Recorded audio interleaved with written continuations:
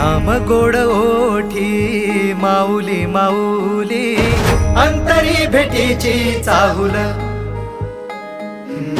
मोकळ आभाळ पंढरीची वाट, चालू लागली पाऊल. नाम गोड ओठी माऊली माऊली, अंतरी भेटीची चाहुल, निघाली पाऊले दर्शनी, ध्यास लागला पंढरी. हो असं या उरात दाटली.